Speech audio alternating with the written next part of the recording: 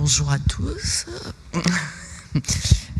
Merci à l'équipe du Louvre, à la direction de la recherche et les collections de nous avoir proposé d'être ensemble pour évoquer le devenir des œuvres trouvées, puisque jusqu'à présent, nous avons beaucoup parlé des manquants, de comment les pister. Il va y en être encore question là, d'ailleurs, bien sûr, mais on va aussi parler de conclusions heureuses et de retrouvailles avec certaines œuvres.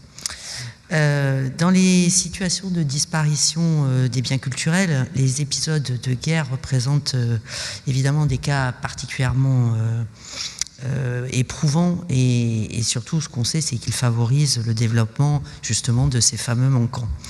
Ces périodes de guerre se caractérisent souvent par des pillages plus ou moins organisés, même si au fil du temps le droit a essayé de les réprimer notamment. Il se caractérise aussi par l'affaiblissement des autorités et donc des surveillances, des contrôles exercés, voire la négation du cadre juridique ou en tout cas un arrêt de sa mise en application. Et puis évidemment les proliférations de marchés noirs, de criminalité qui conduisent à toute forme de trafic et donc continuent à parachever le tableau. C'est très commun, on les retrouve quelles que soient les époques. Et si aujourd'hui les bornes temporelles qui ont été choisies vont de 1870 à 1945 et donc traitent de conflits qui ont touché directement la France, on ne peut que constater que dans des conflits plus récents, et l'actuel en Ukraine l'illustre, que même avec un encadrement international qui a énormément progressé, que ce soit le droit de la guerre, celui de la protection des biens culturels pendant les conflits, les destructions et les soustractions patrimoniales continuent d'aller bon train et sont opérées très, très régulièrement, provoquant de nouvelles diasporas d'œuvres qui demanderont vigilance et recherche ultérieures, nouvelles, dans des cycles toujours un petit peu sans fin. Le trait aussi particulier avec les bombardements, les incendies, les guerres, c'est la situation des biens présumés détruits et donc disparus définitivement, ce qui diffère, ça a été dit aussi auparavant, des vols où on a souvent des espoirs plus importants de retrouver les œuvres intactes, bien que certains, on le sait, ont pu finir mal avec des destructions quand même in fine des œuvres. En fait, avec persévérance, des moyens qui s'améliorent, on en a vu un certain nombre cet après-midi, exploitation de nouveaux fonds, recours à l'intelligence augmentée, pour reprendre l'expression d'Axel Kerep, les conjugaisons des efforts aussi de différents services et qui se mobilisent dans ce sens et des documentations permettent d'espérer des heureuses surprises qui restent toujours possibles avec la redécouverte de pièces réputées détruites jusqu'à leur restitution, parfois au terme d'un long chemin, surtout si leur localisation est à l'étranger, ce qui demande de faire jouer des ressorts plus compliqués, de tenir compte de systèmes juridiques différents, et je crois qu'on va en avoir quelques illustrations. Alors, avec moi, pour parler de ces sujets, j'ai le plaisir que nous recevions Xavier Perrault, qui est professeur d'histoire du droit à l'université de Clermont-Auvergne et qui est membre du Centre Michel de l'Hospital. Alors, c'est un spécialiste de l'histoire juridique du patrimoine culturel. Il a d'ailleurs fait sa thèse, une thèse très importante sur les questions de restitution internationale. Il concentre notamment son activité de recherche sur la question de la spoliation, de la restitution, mais des éléments qui tournent autour, et il est depuis quelques années, quand celle-ci a été réformée, le membre de la commission pour l'indemnisation des victimes de spoliation, intervenue du fait des législations antisémites en vigueur durant l'occupation, dite selon l'acronyme CIVS. Donc, je vais passer la parole à Xavier qui entame cette séquence en nous posant un cadrage juridique qui, à mon avis, va nous apporter des éléments très importants pour la suite des débats. Merci Claire, et merci aux organisatrices et organisateurs cette belle journée, Madame Marmois, Madame Pernelle et puis Madame Valentine Gay également. Je suis évidemment très heureux d'être présent et les débats depuis ce matin sont tout à fait passionnants pour le juriste que je suis, d'entendre à la fois des conservateurs mais aussi des praticiens professionnels de musée. Ça enrichit la discipline qui est la mienne, qui a tendance à être un peu trop désincarnée de temps à autre. Alors, la question des œuvres, des collections publiques disparues en temps de guerre, c'est une question qui pose bien entendu plusieurs questions au regard du droit, plus strictement. En premier lieu, je vais être assez général, une distinction fondamentale en droit français qui doit être rappelée, qui distingue les biens privés des biens publics. Je limiterai mon propos au seul bien public.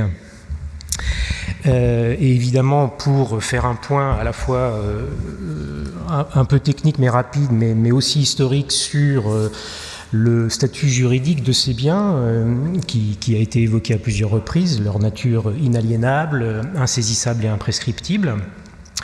Seconde question, comment ensuite des œuvres exposées dans un musée ou dans ses réserves peuvent-elles disparaître ? On a vu dans les faits comment ça se produit, mais quelle question ça pose au regard du droit ? Celle de la nature de l'acte illicite, qui est diverse, qui peut être diverse, cet acte illicite. Et enfin, une troisième question, cette fois-ci un peu plus technique, qui consiste à ouvrir le vaste dossier de la revendication en vue d'une possible restitution, pas systématique. Et donc qui pose le problème de la sortie illicite des collections publiques de ces biens publics. Quelques mots sur la nature juridique des biens publics. Donc chacun sait ici qu'ils sont inaliénables et imprescriptibles. Les deux sources qui cernent le périmètre juridique de ces biens, ce sont bien entendu le Code du patrimoine et le Code de la propriété des personnes publiques. Vous avez les articles ici sous les yeux, je ne vais bien entendu pas les lire.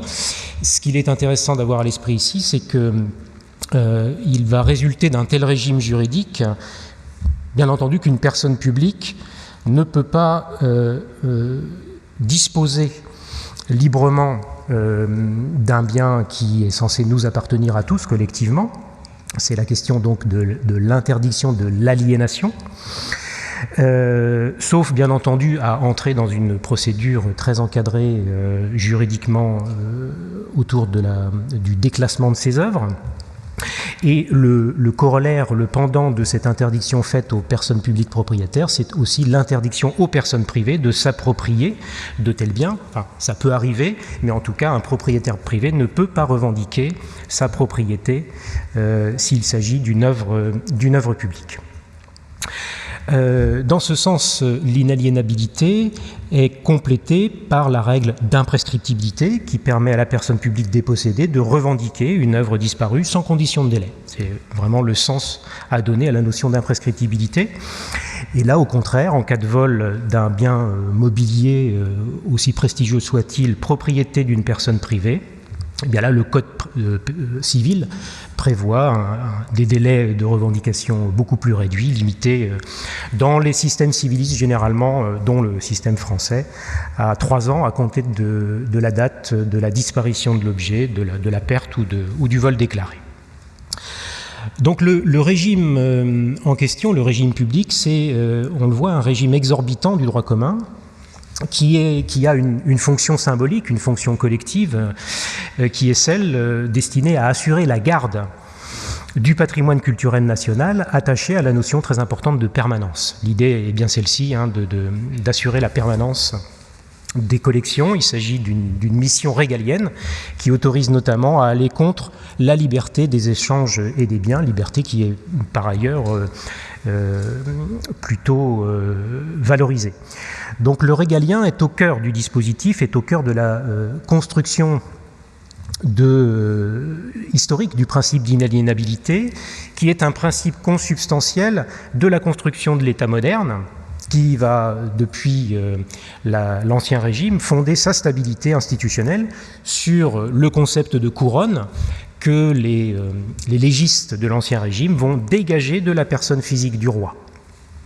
Cette opération débute au Moyen-Âge et est dégagée la notion de domaine, pas domaine public, mais domaine de l'État royal, qui était réputé inaliénable, le domaine de la couronne. Donc le principe d'inaliénabilité des biens publics mobiliers tel qu'on le connaît actuellement, eh bien, il est le résultat de cette longue histoire politique et juridique qui débute au Moyen-Âge et dont le texte matriciel est l'édit de Moulins de 1566. Après les vicissitudes révolutionnaires, des textes importants vont, vous les avez sous les yeux, vont contribuer à la construction du périmètre juridique de la notion de domaine public inaliénable à partir de la notion de couronne. Donc le Sénatulus consulte de 1810, les lois importantes de 1814 et 1832, mais il y a aussi la jurisprudence que je ne vais pas égrener devant vous, j'en retiendrai une seule, c'est l'arrêt de la Cour de cassation du 10 août 1841, qui est un arrêt important parce qu'il va assurer la continuité entre domaine de la couronne et cette fois-ci domaine public. La notion commence à être cernée par la doctrine. Les principes d'inaliénabilité, d'insaisissabilité, d'imprescriptibilité sont depuis le XIXe siècle, donc, et avant, au cœur de la notion de collection publique et solidement ancrés, semble-t-il, dans nos institutions. Alors, semble-t-il seulement, parce que la trajectoire historique de ces principes n'a pas été linéaire dans le temps. Depuis le XVIe siècle, tant sous la monarchie, on peut penser par exemple à la fonte du mobilier d'argent par Louis XIV, encore au XIXe siècle, on a évidemment à l'esprit la vente des bijoux de la couronne, jusqu'à nos jours où on entend parler parfois de faire respirer les collections, ou même, je tourne mon regard vers Claire Chastanier, ou même actuellement est en réflexion l'élaboration future d'une loi cadre restitution qui permettrait de faire sortir des collections publiques plus, j'allais dire facilement, le mot est mal choisi, mais en tout cas avec plus de souplesse, certaines œuvres qui peuvent être revendiquées légitimement. Chacun appréciera. Mais pour resserrer sur notre sujet, les guerres et les disparitions d'œuvres d'art, enfin en tout cas de biens culturels, parce qu'on a vu qu'il était aussi question d'archives, donc pas seulement des œuvres d'art, eh bien il faut évidemment rappeler, mais cela a été fait à plusieurs reprises, qu'en période de guerre, ce même principe d'inaliénabilité est très souvent rudement mis à mal. Et cela nous renvoie vers la deuxième question que je proposais, celle de la notion d'acte illicite. Parce que bien entendu, les guerres sont des périodes troublées qui fragilisent la protection des collections publiques, tout comme évidemment celle des collections privées d'ailleurs.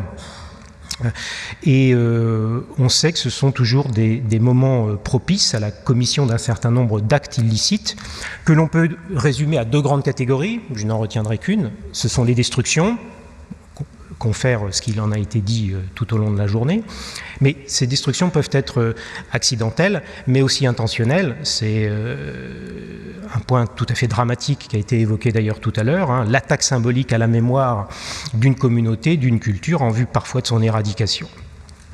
La deuxième grande catégorie, c'est celle donc des vols, que l'on peut diviser en 4 sous-catégories. Rassurez-vous, je m'arrêterai là avec mes catégories. Mais j'en reprendrai quelques-unes au fil de mon propos. D'abord, les vols commis par des particuliers, au vu des circonstances.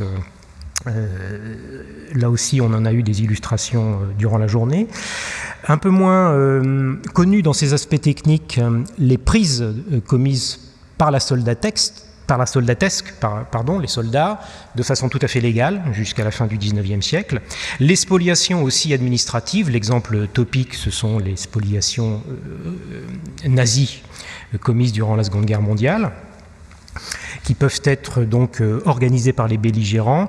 Et une dernière catégorie, mais qui touche moins les collections publiques, davantage les collections privées, qu'on peut nommer sous la formule générique de vente forcée. On pense par exemple aux ventes sous administration provisoire, des collections privées de propriétaires juifs spoliés du fait des lois antisémites adoptées par le gouvernement de Vichy.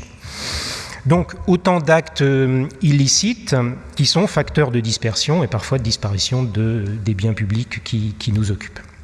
Alors cela tient notamment, fait important, je reviens à l'armée, au fait que depuis l'Antiquité jusqu'au XIXe siècle, eh bien, le droit commun en la matière, c'est la spoliation, c'est le ius prade, puisque déjà le droit romain fait mention de ce droit des soldats, de se payer sur la bête en quelque sorte, puisque les armées historiquement sont pas ou mal rémunérées, et le pillage est une des compensations. Donc le droit de butin est légal, et il est légal jusqu'à la fin du XIXe siècle.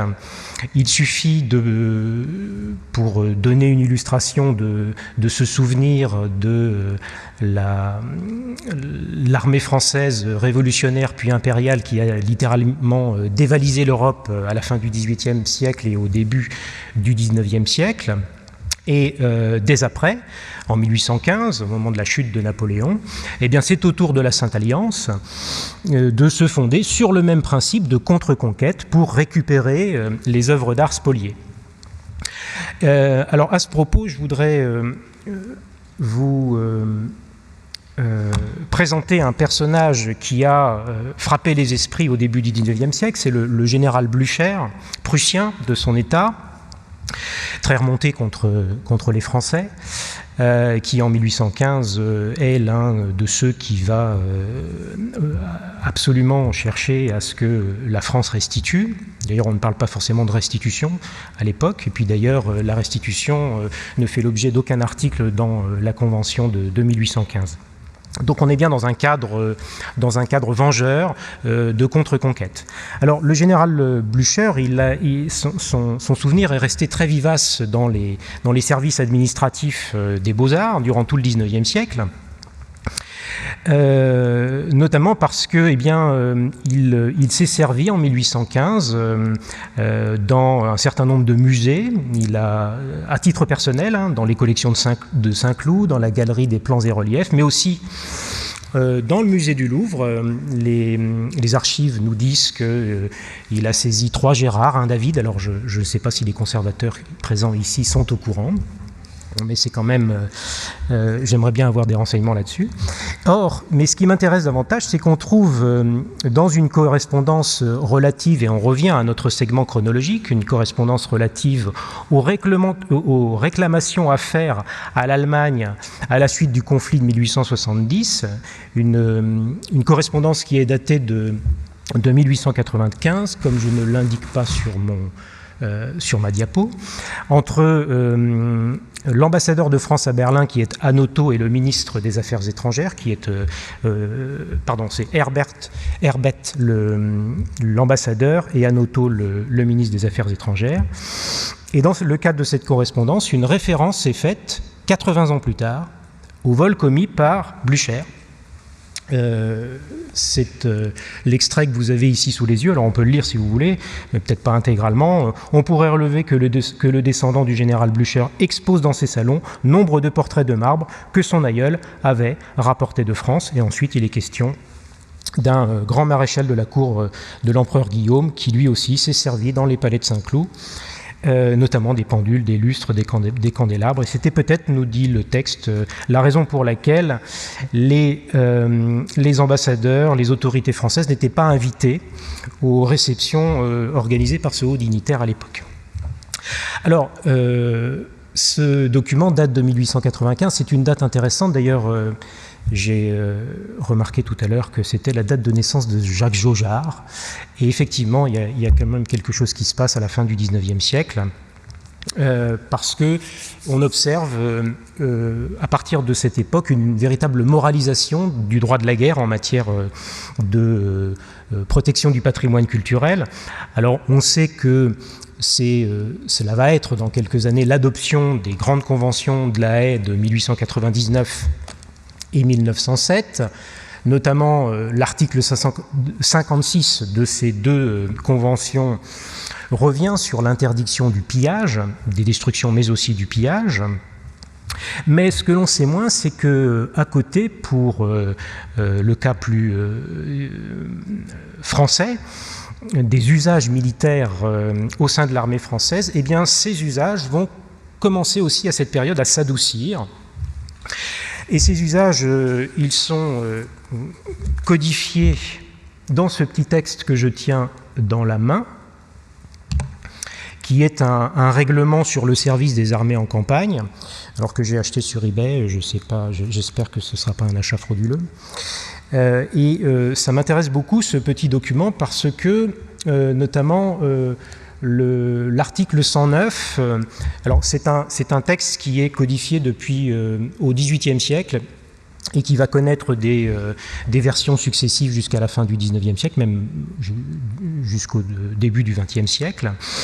Et durant tout le XIXe siècle, cet article 109 n'est pas touché, n'est pas toiletté, et il pose des règles en matière d'organisation du pillage, le droit de prise, partage du butin par les soldats, avec des consignes. La hiérarchie militaire doit être respectée en fonction des parts à attribuer, etc. Or, dans l'exemplaire que vous avez ici et dont je reproduis l'article, vous voyez que celui-ci est biffé.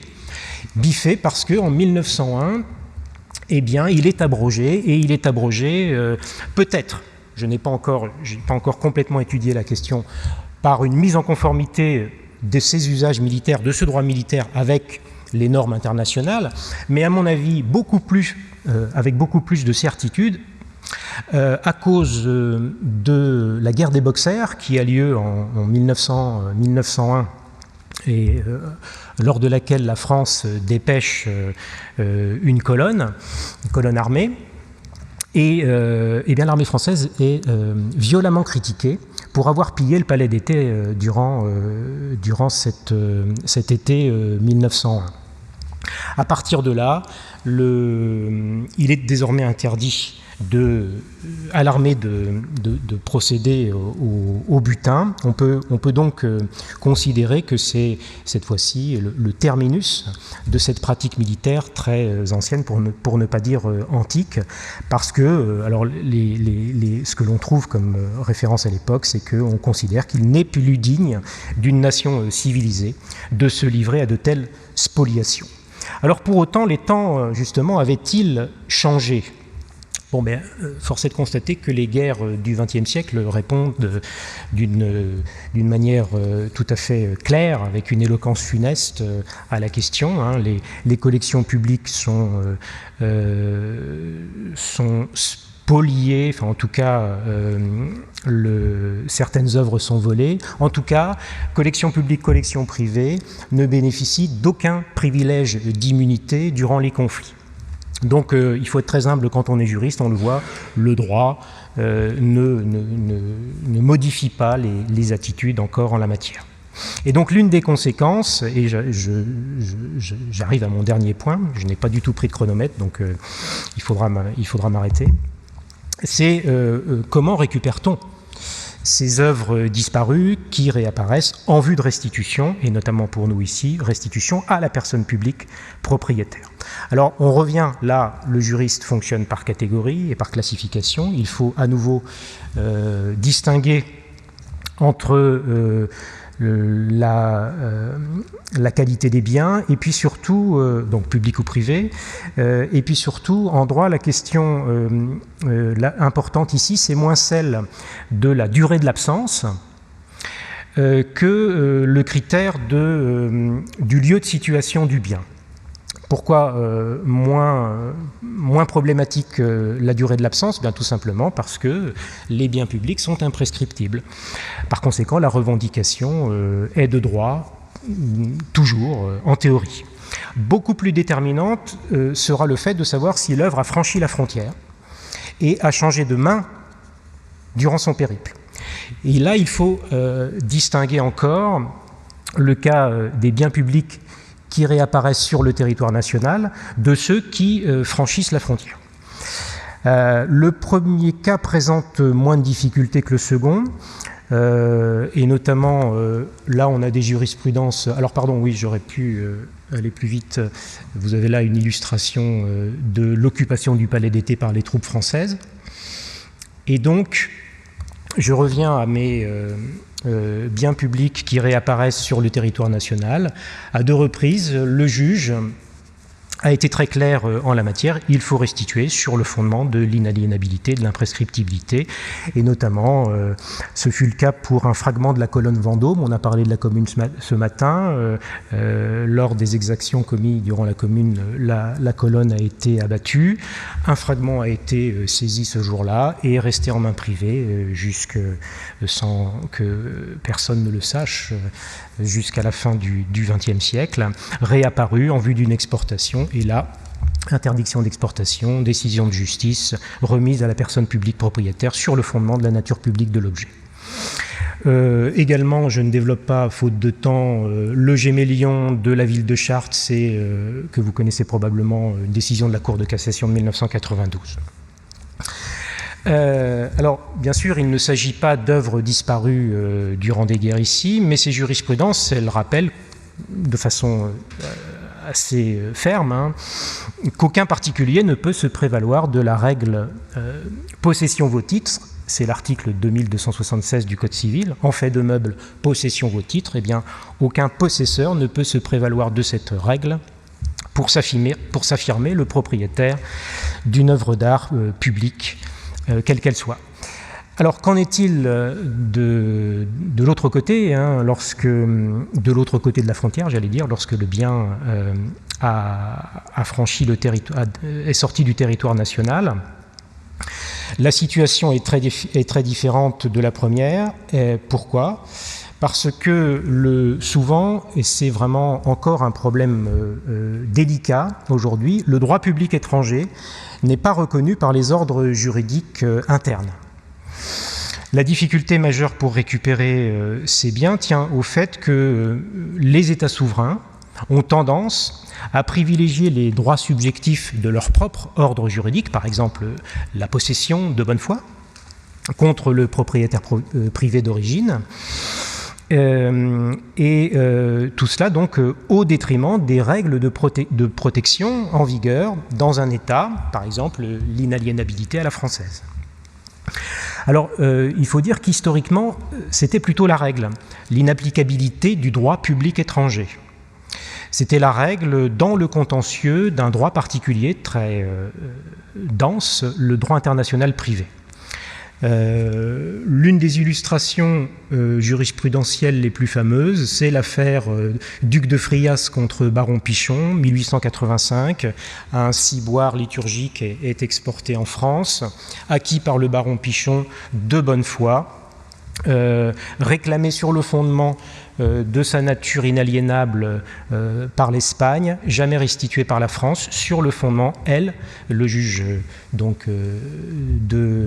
tribunal civil de la Seine, sur le fondement de la fameuse règle « possession vos titres ». Donc vous voyez là, le juge fait prévaloir le droit interne sur le droit public étranger. Alors, à l'heure actuelle, une telle exclusion a priori du droit public étranger tente à se réduire, mais son application n'est pas pour autant mécanique. C'est ce que je disais tout à l'heure, on n'en a pas terminé avec cette histoire. Et en effet, il n'existe pas de règle de portée universelle qui recommande l'application du droit public étranger dans ce type de contentieux. C'est toujours du cas par cas. Donc, sans égard pour les normes de droit public étrangères, qui, par exemple, limiteraient le commerce des biens publics, eh bien c'est en général la logique de ce que l'on appelle les conflits de loi mobile qui s'imposent et qui s'appliquent. Et les éléments clés juridiques dans ce type de contentieux de droit international privé concernent la loi de situation actuelle du bien, la lex rei citae, pour reprendre la terminologie officielle dans ce droit, et le droit applicable déterminé, lui, par la juridiction qui va être déclarée compétente, qui va renvoyer ou non à la loi d'origine. Donc là, vous voyez, on commence à rentrer dans un petit niveau de complexité. Or, le droit public ne tient pas une place centrale ici dans le raisonnement du juge. C'est pourquoi, si certaines décisions de justice aboutissent au résultat qu'on attend, au résultat satisfaisant de la restitution d'un bien public à la personne publique propriétaire, eh bien c'est souvent moins par la reconnaissance du droit public étranger que par le jeu des conflits de loi mobile, c'est-à-dire par la mobilisation de règles de droit privé. Par exemple, justement, je vais peut-être utiliser, je ne vais pas détailler, je vous avais donné deux jurisprudences qui illustrent ces contentieux de droit international privé. La première, États-Unis contre McCain, des objets précolombiens sont exportés frauduleusement du Mexique vers les États-Unis. Le juge américain va ordonner la restitution à l'État mexicain, non pas sur le fondement de la nature publique de ces biens archéologiques, mais parce que le droit américain reconnaît une loi fédérale qui permet de restituer des biens volés même à l'étranger. Donc c'est une règle de droit privé qui s'applique et qui justifie la restitution et pas du tout l'application directe du droit public mexicain. Le cas suivant est intéressant, mais je pense ne plus avoir assez de temps. Là, c'est le contrat de vente qui a déterminé la localisation dans l'affaire néo-zélandaise. J'ai un peu de temps. Bon, alors, très bien. Donc, deux mots. Il s'agit d'une sculpture maori qui est découverte en Nouvelle-Zélande par un agriculteur, un paysan, qui la vend à un tiers, et ce tiers l'exporte au Royaume-Uni en vue de la revendre aux enchères, cette pièce. Le juge anglais est déclaré compétent parce que l'objet s'est retrouvé au Royaume-Uni. C'est l'application ici de la maxime lex rei citae, la loi de situation actuelle du bien. Et donc, le juge a lui de déterminer la règle compétente. Il va déclarer que le bien en question a été exporté sans considération, certes, du droit public néo-zélandais, mais pour ce faire et pour exiger la restitution, pour ordonner la restitution, il raisonne moins sur la base du droit public néo-zélandais que sur le fait que l'objet a été vendu sur le territoire néo-zélandais. C'est la lex contractu ici qui s'applique. Et par conséquent, c'est le droit local néo-zélandais qui est applicable. Voyez. Donc là encore, on aboutit à une solution satisfaisante du point de vue de la personne publique, mais qui ne mobilise pas le droit public protecteur du patrimoine néo-zélandais. Alors, c'est ce caractère incertain qui gêne certains auteurs, parce que, comme c'est du cas par cas, les solutions pourront varier et pourront être contradictoires. Donc on est quand même dans une sorte d'incertitude, c'est pourquoi certains auteurs, et là j'en arrive finalement en guise de conclusion aux enjeux en la matière, mais c'est de la prospective, certains auteurs préconisent la création d'un ordre public culturel international qui viendrait en quelque sorte coiffer ce jeu des lois mobiles, ces conflits de lois mobiles, en s'appuyant notamment sur les principes qui sont soutenus désormais par les grandes conventions internationales protectrices du patrimoine culturel. Pourquoi serait-ce si important ? Eh bien, parce qu'il faut rappeler que ce jeu des conflits de loi, il n'est pas neutre en la matière. parce qu'il peut notamment profiter au trafic illicite international. On l'a vu à l'instant, on sait que certains systèmes juridiques, notamment ce qu'on appelle les systèmes juridiques continentaux, c'est-à-dire les systèmes romano-germaniques, la France, l'Allemagne, l'Italie, l'Espagne, par opposition au système de common law, États-Unis, Angleterre bien sûr et d'autres, eh bien, les systèmes dits civilistes protègent le possesseur du bien au détriment du propriétaire d'origine, sur la base de cette fameuse règle « en fait de meubles, possession vos titres ». Et ça, ce n'est pas le cas en système de common law, d'où ce jeu, justement, d'aller-retour qui va servir, au niveau du trafic international, au blanchiment des œuvres d'art exportées, volées, exportées frauduleusement. Alors, c'est peut-être la raison pour laquelle, et en guise de conclusion, peut-être pas très satisfaisante pour les professionnels de musée que vous êtes, c'est peut-être pourquoi, face à de telles difficultés juridiques et aussi, il ne faut pas le nier, le coût de telles procédures qui peuvent vraiment dissuader, eh bien, parfois, les États, les institutions muséales aussi, vont privilégier la négociation, voire le rachat de ces œuvres disparues, face aux incertitudes du droit, et ça a été le cas, un cas que vous devez tous connaître, celui du Degas, les blanchisseuses souffrant des dents, qui avait été volé au musée du Havre en 1973, puis retrouvé en 2010 lors d'une vente chez Sotheby's et restitué après un accord amiable. Voilà, c'est sur cette conclusion que je vous remercie de votre attention.